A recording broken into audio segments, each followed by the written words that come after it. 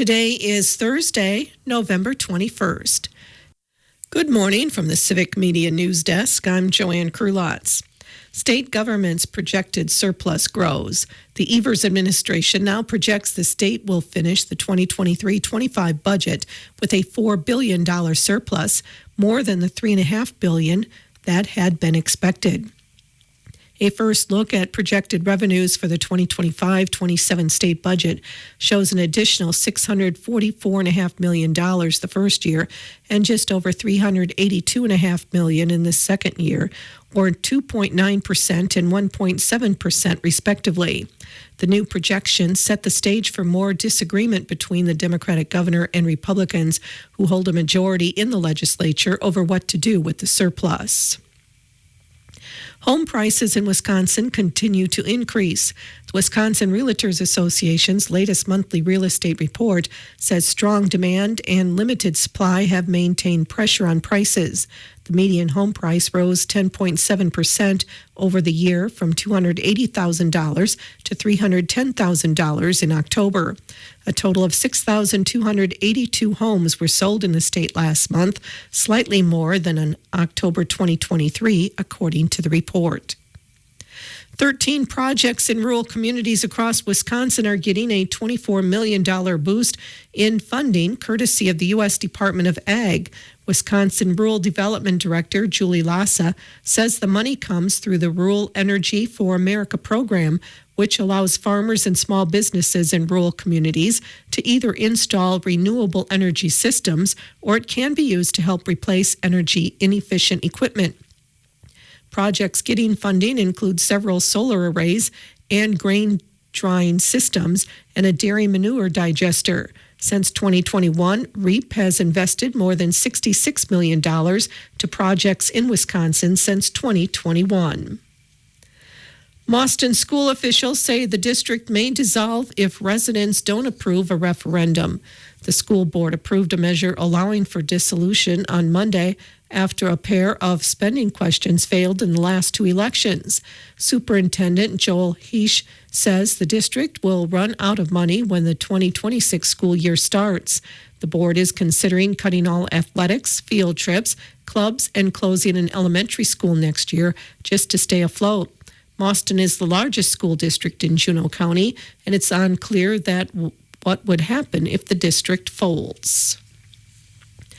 As many organizations are suffering from a shortage of volunteers, research shows over 75.7 million, or 28.3% of the U.S. population age 16 and up, formally volunteered through an organization between September 2022 and September 2023, approaching a return to pre-pandemic levels of volunteerism, according to joint research by the U.S. Census Bureau and AmeriCorps.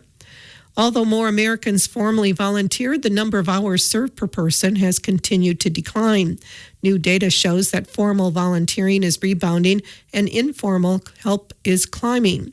Formal volunteering is helping others through organizations like food banks and other nonprofits. Informal helping includes activities like mowing a neighbor's lawn or bringing them groceries. According to AmeriCorps' an analysis of the Census Bureau's current population survey civic engagement and volunteering supplement data collected in September 2023, formal volunteers served an estimated 4.99 billion hours and contributed over $167.2 billion in economic value between September 2022 and 2023. An estimated 54.2% of Americans helped or exchanged favors with neighbors, such as housing, sitting, running errands, or lending tools between September 2022 and 2023, compared to 51.7% in 2019. And for the first time, the survey is tracking virtual volunteering, which gained popularity during the pandemic. It shows that 18% of formal volunteers serve completely or partially online. Following months of investigation, a rural Toma man has been arrested. Tuesday morning, shortly after 9, the Monroe County Combined Tactical Unit executed a search warrant and arrested 56-year-old James Osinger. The arrest of Osinger came after months of investigation that was first reported to the Monroe County Sheriff's Office by the National Center for Missing and Exploited Children. The investigation uncovered that Osinger was in possession of hundreds of images and videos of child sexual abuse material. The investigation also uncovered that Osinger was involved in the creation of the material. Osinger was booked into the Monroe County Jail on multiple counts, each of first-degree sexual assault of a child under the age of 13, child enticement and possession of child pornography.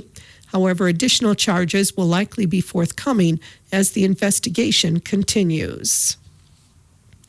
Governor Tony Evers has ordered the flags of the United States and the state of Wisconsin to be flown at half-staff today in recognition of the third anniversary of the 2021 Waukesha Christmas Parade tragedy and to honor the 6 individuals who were tragically killed in the attack.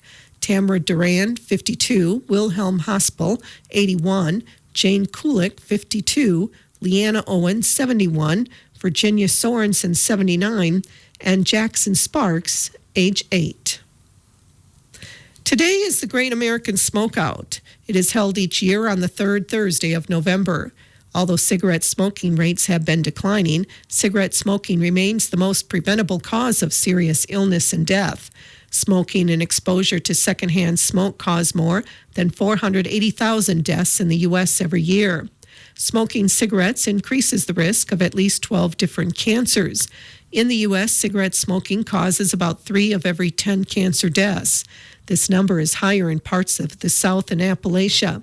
Some groups of people smoke more heavily or at higher rates. These populations tend to be those who face barriers to care and inequities in multiple areas of their lives, including people at lower socioeconomic levels, those without college degrees, American Indians and Alaska Natives, African American and Black communities, LGBTQ plus communities, people serving in the military, and people with mental health conditions. Quitting smoking isn't easy. It takes time and a plan. Success may look different for different people. There are many ways to quit smoking, and some work better than others.